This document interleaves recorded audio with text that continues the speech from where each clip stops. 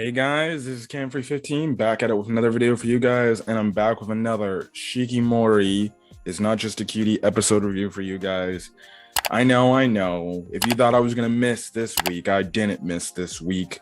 I think I'm more than likely in terms of reviews, I probably dropped one of my series for Spring of Anime 2022.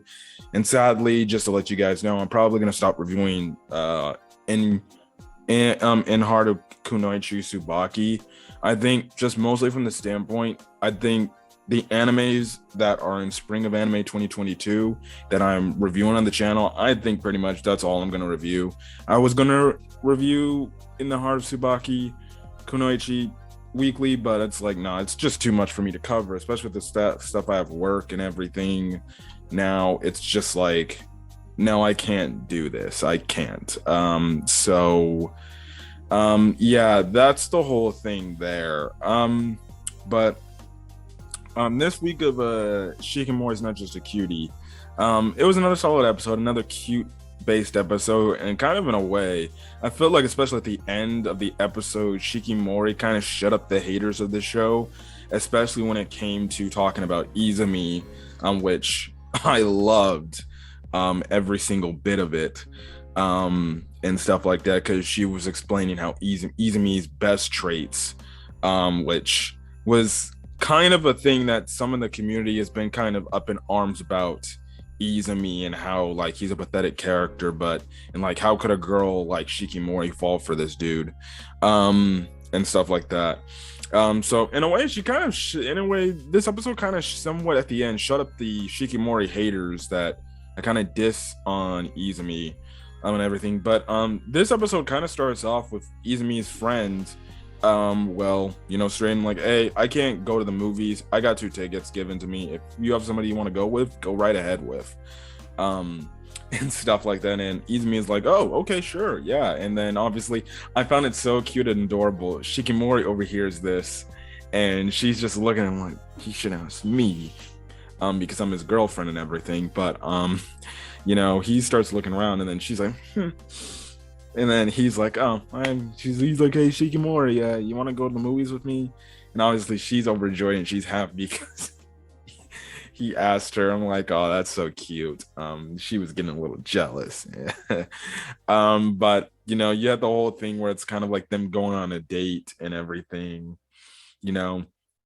He's in his head, he's thinking about like, what movie should I go see? Should we go see a romance film? And in his own imagination, he thinks like, oh, if I see this romance film, me and Shikimori are actually gonna kiss. I'm like, what? We even see later on how he thinks of going to see a scary movie with Shikimori, that Shikimori would get scared, she'd be all over him, and he'd be like, don't worry, I'm here. He's doing this in a way to kind of prove off his manliness, because he wants to look tough for Shikimori and cool to Shikimori, because he wants to be the person like, no, I'm the guy, I have to look cool for her.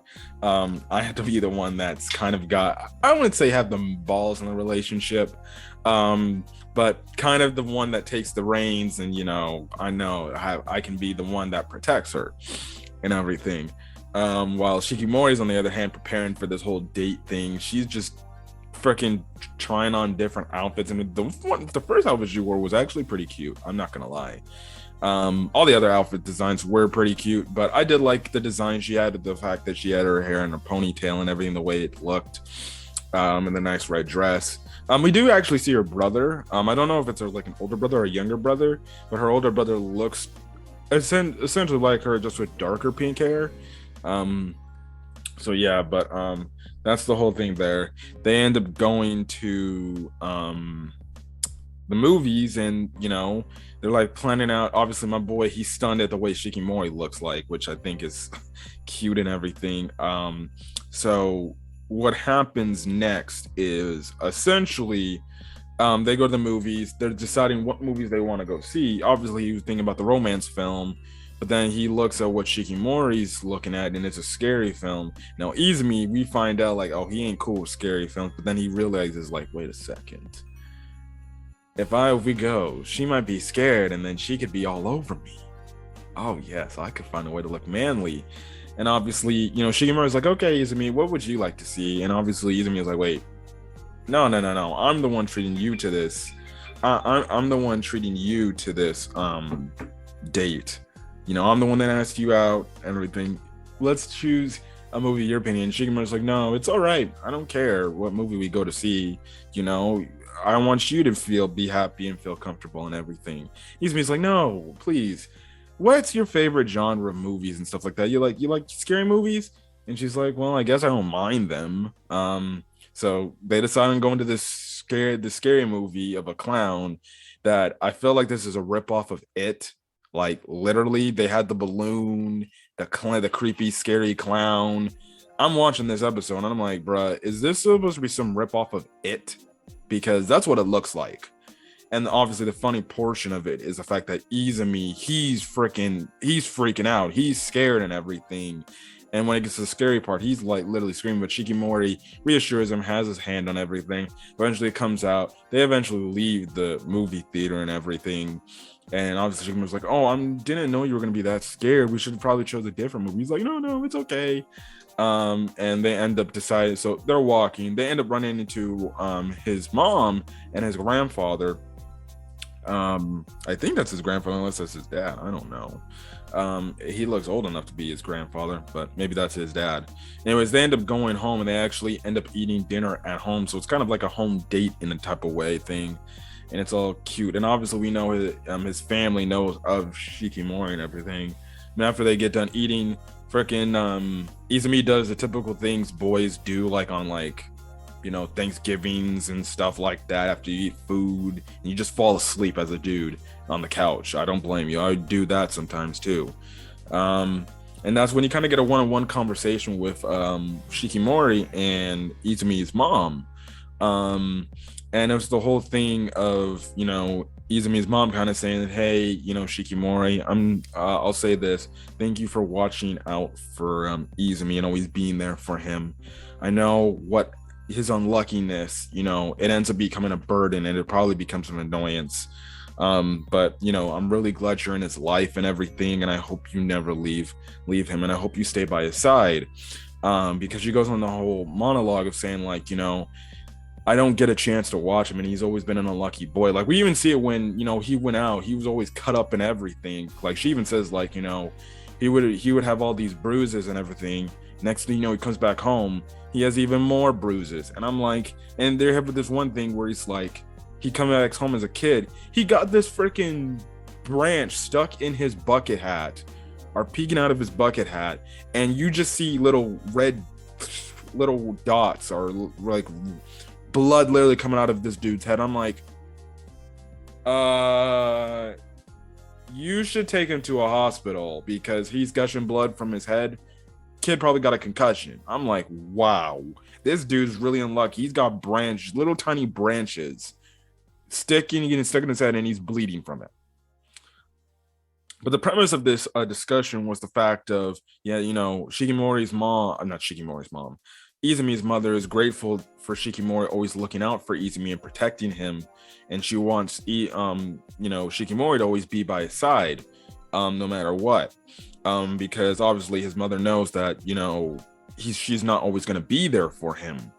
She's not going to be able to watch over him and protect him, and stuff like that. And that's what any parent obviously, you know, can't do. Like, there's only a certain time to a point that, you know, you as a parent can protect your child. You know, when they go off to school, you can't really protect them. You're in the trust of, well, the caretakers there, the school officials, you know, and then even when they move on and they go on at their own, to live their own lives, you know, that's the whole thing there, and stuff like that. So, you know, that's, you know, something that's like, oh man, you know, that you can feel for it. And then Shikimori, she obviously she expresses her feelings and everything, and stuff like that. And you know, this is where she kind of shuts up the haters that have been hating on the show, for some stupid reason. And it's the whole thing. It's like, yeah, Izumi is unlucky, but you know, at the end of the day, I still know he's somebody that, you know, is going out there caring about others because he wants to make a difference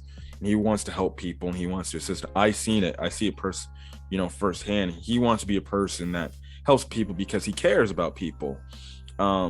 And, I love him for who he is and stuff like that, regardless if he's unlucky or not. He's the same old person I've known since whenever and stuff like that. Essentially in a way of, Shikimori telling the haters, like, listen, you may say, why is this character dumb and everything, but he brings his own senses of positiveness to his character as well, which I definitely did like. And then the episode ends off with the fact that he wakes up, they're playing, him and Shikimori and his grandfather, I believe, are playing like a Wii or Switch ripoff of like the Wii Sports boxing game or something like that, which I thought was funny and stuff like that. And then he ends up walking home and everything and stuff like that, and that's where the episode ends. So yeah, that's the whole thing. Also, we see after the end credits, I'm guessing Shikimori gets a text from what is it? I guess Izumi's mother, Makoto. That's her name. And it's like, I think something about a cooking class, and obviously Izumi is like, it seems like she likes older women, huh? Or older people or stuff like that. So yeah, that's pretty much kind of it of the episode. I thought this was a solid episode, and I enjoyed it, but definitely can't wait for more Shikimori-san. It's so good. I enjoy it. The English dub for Shikimori is Not Just a Cutie also came out this past weekend too. So if you like English dubs, you can go check out the first episode of Shikimori's English dub. I watched a bit of it, but then I fell asleep on it because it was late at night and everything. But I thought it was good for what I heard. Clifford Chaplin's actually in there, and he's actually voice acting the Izumi's best friend, the one that looks like Bakugo. Everybody's been saying, and people are like, "Oh, nice casting choice," because he looks like Bakugo, and they got Clifford Chaplin who plays Bakugo in My Hero. So that was good. But yeah, it's definitely can't wait for more Shikimori and stuff like that. So yeah, but anyways, I'm gonna get out of here. If you guys like the video, leave a like, put in the comment section your thoughts on this week's episode of Shikimori is Not Just a Cutie, as well as hit that subscribe button if you want to get more Shikimori content or any other anime content I upload to the channel. And when you do hit that subscribe button, make sure you hit that notification bell icon so you're up to date with whatever I upload to the channel. Anyways, guys, I'm MacGyver. Catch you guys in the next video. Till then, guys, peace.